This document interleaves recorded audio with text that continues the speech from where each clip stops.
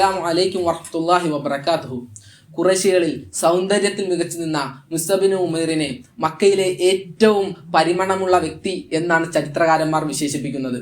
ഐശ്വര്യത്തിന്റെയും സുഖസമൃദ്ധിയുടെയും പട്ടുമെത്തയിൽ അദ്ദേഹം വളർന്നു.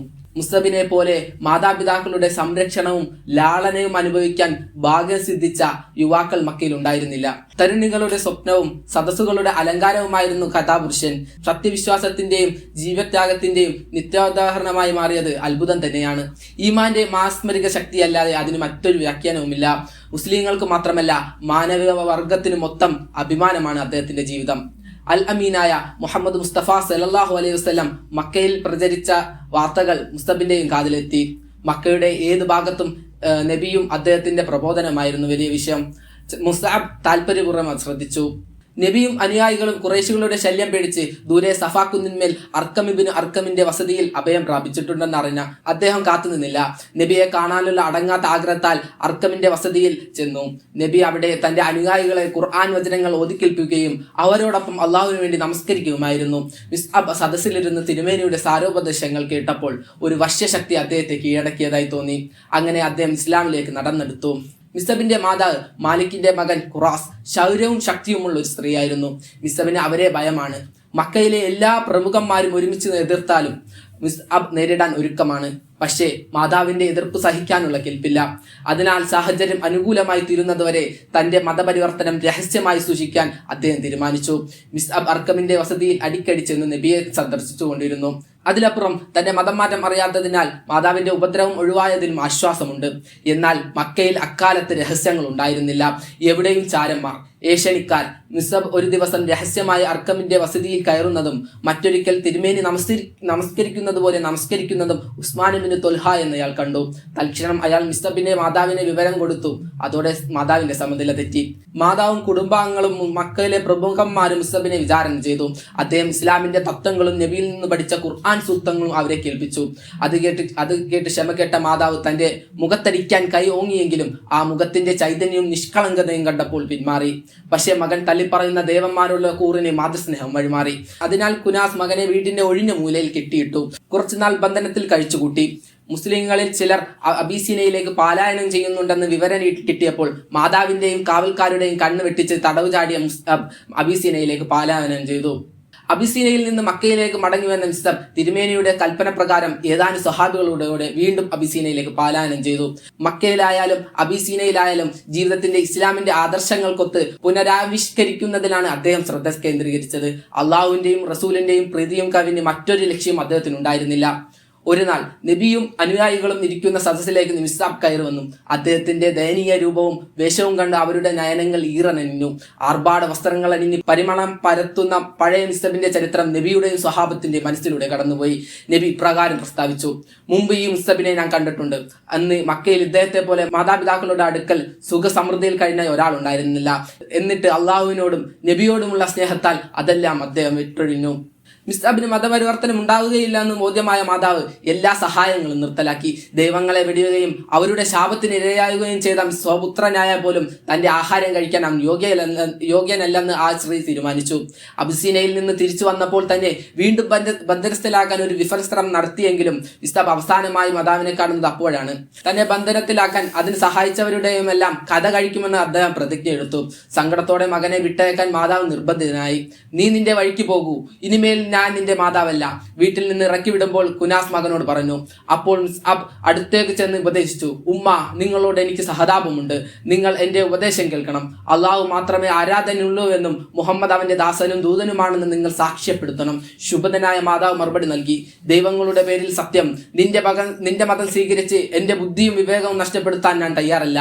സുഖസമൃദ്ധിയുടെ മടിത്തട്ടിൽ നിന്ന് യാതനകളുടെ നെരിപ്പൊടിയിലേക്ക് ചെന്ന് വീണ മുസ്അബ് പരുക്കൻ വസ്ത്രങ്ങൾ മണിഞ്ഞും ഒരു ദിവസം തിന്നാൻ ദിവസങ്ങളോളം പട്ടിണി കിടന്നും ദിനരാത്രികൾ കഴിഞ്ഞു. പക്ഷേ അദ്ദേഹത്തിന്റെ മനോവീര്യം അജഞ്ചലവും വിശ്വാസം അജഞ്ചലവുമായിരുന്നു. ജീവിതത്തിൽ മുമ്പൊരിക്കലും ഉണ്ടാകാത്ത ആനന്ദവും ആത്മസമൃദ്ധിയും അദ്ദേഹത്തിന് അനുഭവപ്പെട്ടു. ആയിടെ സുപ്രധാനമായ ഒരു ചുമതല നിർവഹിക്കാൻ നബി മുസ്അബിനെ തെരഞ്ഞെടുത്തു.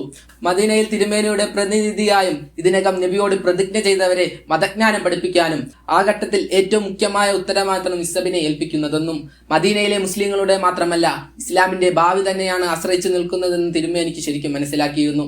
മിസ്അബ് മദീനയിൽ എത്തുമ്പോൾ നേരത്തെ നബിയോട് പ്രതിജ്ഞ ചെയ്ത 12 മുസ്ലിങ്ങൾ മാത്രമാണ് അവിടെ ഉണ്ടായിരുന്നത്.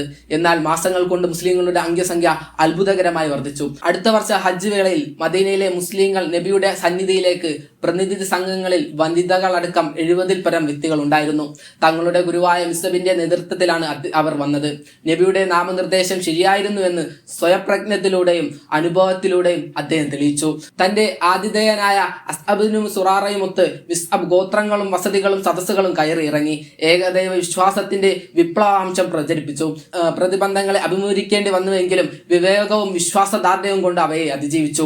ഒരു ദിവസം മിസ്അബ് ഉപദേശ പ്രസംഗം ചെയ്യവേ മദീനയെ അബ്ദുൽ അഷ്ഹർ ഗോത്ര തലവനായ ഉസൈബിന് ഉദൈർ ഊരിപ്പിടിച്ച കടാരയുമായി രോക്ഷത്തോടെ പന്നെടുത്തു.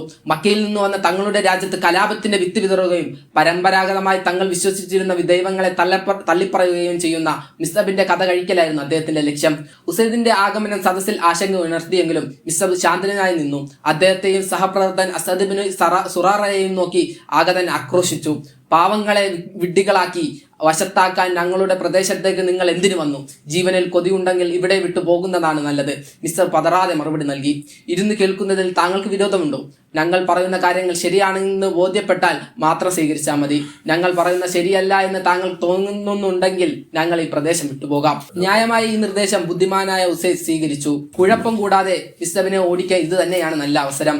അദ്ദേഹം കണക്കുകൂട്ടി. നീ നിർദ്ദേശിച്ചത് ന്യായമാണ് എന്ന് പറഞ്ഞ് അയാൾ കടാര താഴെയിട്ടു. മിസ്അബിന്റെ സമീപത്തായി അദ്ദേഹം ഇരിപ്പുറപ്പിച്ചു. മിസ്അബാകട്ടെ ഖുർആൻ വചനങ്ങൾ ഓതി ഇസ്ലാമിന്റെ അടിസ്ഥാന സിദ്ധാന്തങ്ങൾ വിവരിച്ചു കൊടുത്തു. അതിന്റെ മാസ്മരിക ശക്തിയിൽ ഉസൈദ് ലയിച്ചു പോയി. ഇത് എന്തുമാത്രം ഉത്തമവും സത്യവും സന്തവുമാണ്. ഈ സത്യമതത്തിൽ ചേരാൻ എന്താണ് ചെയ്യേണ്ടത്? അദ്ദേഹം തിരക്കി. മുസ്ലിങ്ങൾ വിജയത്തിന്റെ തക്ബീർ മുഴക്കി അള്ളാഹുവെ വാഴ്ത്തി. മിസ്അബ് ഇപ്രകാരം അറിയിച്ചു: ശരീരവും വസ്ത്രവും ശുദ്ധി വരുത്തണം, എന്നിട്ട് അഷ്ഹദു അല്ലാ ഇലാഹ ഇല്ലല്ലാഹ് എന്ന് പറയണം. തൽക്ഷണം സ്ഥലമിട്ട ഉസൈദ് അല്പസമയത്തിനകം തിരിച്ചു വന്നു. ഷഹാദത്ത് കലിമ ഉറക്കിയ ചൊല്ലി മുസ്ലിമായി. ഈ വാർത്ത മദീനയിൽ ഉടനീളം പ്രകാശം കണക്കെ പരന്നു. സഅദ് ബിൻ മുആദ് വന്ന് ഇസ്ലാം സ്വീകരിച്ചു. സഅദ് ബിൻ ഉബാദയും ഇവരുടെ പരിവർത്തന ഇസ്ലാമിന് നവശക്തി പകർന്നു. Usaid bin Hudair, Saad bin Muadh, Saad bin Ibada തുടങ്ങിയ ഗോത്ര നേതാക്കൾ ഇസ്ലാം സ്വീകരിച്ചപ്പോൾ തങ്ങൾ എന്തിനു മടിച്ചു നിൽക്കണമെന്ന് ബഹുജനങ്ങൾ പരസ്പരം ചോദിച്ചു. അങ്ങനെ അവർ കൂട്ടത്തോടെ മിസ്അബിന്റെ അടുക്കൽ അതുവഴിയും സന്മാർഗത്തിലേക്ക് നീങ്ങി തുടങ്ങി. ദിവസങ്ങളും വർഷങ്ങളും പിന്നിട്ടു. നബിയും അനുയായിയും മദീനയെ കേന്ദ്രമാക്കി ഒരു നൂതന സമൂഹത്തെ അടിത്തറവാക്കി. കുറേശകളാകട്ടെ അവരെ നാമാവിശേഷமாக സന്നാഹം ചെയ്തു. ബദർ യുദ്ധം നടന്നു. അതിന്റെ കൈപ്പേറിയ പാഠങ്ങൾ അവരെ പ്രതികാരദാഹികളാക്കി. ഉഹുദ് യുദ്ധം വന്നു. മുസ്ലിങ്ങൾ മരിക്കാൻ തയ്യാറായി സ്വയം മുന്നോട്ട് വന്നു. കൊടിയേൽപ്പിക്കാൻ പറ്റിയ ആളെ കണ്ടുപിടിക്കാൻ അണികളെ ചുറ്റി നടന്ന നബി സല്ലല്ലാഹു അലൈഹി വസല്ലം മിസ്അബിനെയാണ് വിളിച്ചത്. നബിയിൽ നിന്ന് അദ്ദേഹം കൊടി ഏറ്റുവാങ്ങി. യുദ്ധം ഉഗ്രമായി. നബി മലമുകളിൽ കാവൽ നിർത്തിയ വില്ലാളികൾ കുറേശികളിൽ തോറ്റുവാങ്ങുന്നത് കണ്ടപ്പോൾ തിരുമേനിയുടെ ആജ്ഞ ലംഘിച്ച് സ്ഥാനം വിട്ടു. ഈ നടപടി മുസ്ലിങ്ങളുടെ പരാജയത്തിന് വഴിവെച്ചു. കുറേശി കുതിരപ്പട മലയിലൂടെ ഓർക്കാപ്പുറം വന്ന് വാൾ പ്രയോഗിച്ചു. ഭീതിയും വിഭ്രാന്തിയും ചിഹ്ന ഭിന്നമാക്കിയ മുസ്ലിം അണികൾക്കിടയിൽ നബിയായിരുന്നു ശത്രുക്കളുടെ പ്രധാന ഉന്നം. അപകടം മനസ്സിലാക്കി മിസ്അബ് ഒരു കൈയിൽ കൊടി മറ്റേ കൈയിൽ വാളും ഉയർത്തിപ്പിട്ട് അത്യുച്ചത്തിൽ തക്ബീർ മുഴക്കി ശത്രുക്കളോട് പൊരുതിക്കൊണ്ടിരുന്നു. നബിയിൽ നിന്ന് ശത്രുശ്രദ്ധ തെറ്റിക്കലായിരുന്നു അദ്ദേഹത്തിന്റെ ശ്രമം മുഴുവൻ. പക്ഷേ ശത്രുക്കളുടെ ആധിക്യം മിസ്അബിനെ നിരാശനാക്കി. അദ്ദേഹത്തിന്റെ മൃതദേഹത്തിന് മുകളിലൂടെ നബിയെ പ്രാപിക്കാൻ അവർ ദൃഢനിശ്ചയം ചെയ്തു. ആദർശധീരനായ മിസ്അബിന്റെ അന്ത്യം കുറിച്ച ആ രംഗം ദൃക്സാക്ഷി വിവരിക്കുന്നു. ഇങ്ങനെയാണ്: ഉഹുദിന്റെ പതാക വഹിച്ച മിസ്അബിന് ഉമൈർ മുസ്ലിങ്ങൾ തോറ്റു പരക്കം പാഞ്ഞപ്പോൾ അതുമായി ഉറച്ചു നിന്നു. അപ്പോൾ ഇബ്നു കുമൈഅ എന്ന കുതിരപ്പടയാളി വന്ന് അദ്ദേഹത്തിന്റെ വലം കൈ വെട്ടിമുറിച്ചു. മുഹമ്മദ് മുൻകഴിഞ്ഞ പ്രവാചകന്മാരെ പോലെ ഒരു പ്രവാചകൻ മാത്രമാണ് എന്ന് മിസ്അബ് കൊടി ഇടത്തെ കൈയിൽ മുറുക്കെ പിടിച്ചു. അപ്പോൾ ഇടത് കൈ അവർ വെട്ടിമുറിച്ചു. മുഹമ്മദ് മുൻകഴിഞ്ഞ പ്രവാചകന്മാരെ പോലെ ഒരു പ്രവാചകൻ മാത്രമാണ് എന്ന് പറഞ്ഞ് കൊടി മാറോട് ചേർത്ത് മുറിഞ്ഞ കക്ഷഭാഗം കൊണ്ട് അമർത്തിപ്പിടിച്ചു.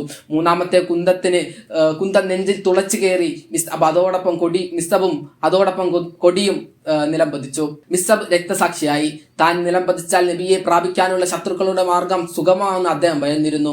അതുകൊണ്ട് ഓരോ കുത്തിയേൽക്കുമ്പോഴും അനുശോചന ധ്വനിയോടെ അദ്ദേഹം മുഹമ്മദ് മുൻ പ്രവാചകന്മാരെ പോലെ ഒരു പ്രവാചകൻ മാത്രമാണെന്ന് പറഞ്ഞ് ഈ വചനം പിന്നീട് ഖുർആൻ വചനമാക്കി നബിക്ക് അള്ളാഹു ഇറക്കി.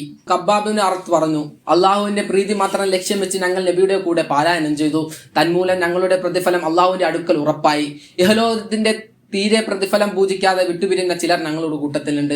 മിസ്അബ് ബിൻ ഉമൈർ അതിൽപ്പെടുന്നു. ഉഹദ് ദിവസം അദ്ദേഹം വധിക്കപ്പെട്ടു. അദ്ദേഹത്തെ പൊതിയാൻ ഒരു തട്ടം മാത്രമേ കിട്ടിയുള്ളൂ. അത് തലയിലിട്ടാൽ കാൽ വെളിയിലും കാലിലിട്ടാൽ തല വെളിയിലുമായിരുന്നു. തത്സമയം നബി ഞങ്ങളോട് നിർദ്ദേശിച്ചു, തലഭാഗം തട്ടം കൊണ്ട് പൊതിയുക, കാലിൽ ചെടി മറച്ചിട്ടാൽ മതി. ഉഹദ് നബി കേൾപ്പിച്ച മാനസികാഘാതം വലുതായിരുന്നു. തനിക്ക് താങ്ങും തണലുമായി പ്രവർത്തിച്ച പൃഥ്വിൻ ഹംസ ശത്രുക്കൾ കൊലപ്പെടുത്തി മൃതദേഹം വികൃതമായി കെട്ടിത്തൂക്കി. യാതനകളും വേദനകളും കടിച്ചിറക്കി തന്റെ കൂടെ ഉറച്ചു നിന്ന മുസ്ലിം ധീരയോദ്ധാക്കൾ യുദ്ധത്തിൽ മരിച്ചു വീണതും കണ്ട് മനം നൊന്ത തിരുമേനിയെ മിസ്തബിന്റെ വേർപാട് കൂടുതൽ ദുഃഖാകുലനാക്കി. അള്ളാഹുവിനോട് ചെയ്ത കരാർ പാലിച്ച ഒരു കൂട്ടം ആളുകൾ സത്യവിശ്വാസികളിലുണ്ട് എന്ന അർത്ഥം വരുന്ന ഖുർആൻ വാക്യം ഉരവിട്ടു. അനന്തരം മിസ്തബിനെ പൊതിഞ്ഞ തട്ടത്തിലേക്ക് ദയനീയമായി നോക്കി തിരുമേനി പറഞ്ഞു, മക്കയിൽ വെച്ച് താങ്കളെ ഞാൻ കണ്ടിട്ടുണ്ട്. താങ്കളെ പോലെ ആർഭാടപൂർവ്വം വസ്ത്രമണിഞ്ഞ വേറെ ആരും ഉണ്ടായിരുന്നില്ല. ഇന്നിതാ താങ്കൾ പാറിപ്പറന്ന തലയുമാല ഒരു തട്ടത്തിൽ. അതിനുശേഷം യുദ്ധത്തിൽ മരിച്ചു വീണ യോദ്ധാക്കളായി നബി ഉച്ചത്തിൽ വിളിച്ചു പറഞ്ഞു, നിങ്ങൾ അന്ത്യനാളിൽ അള്ളാഹുവിന്റെ സന്നിധിയിൽ രക്തസാക്ഷികളാണ്.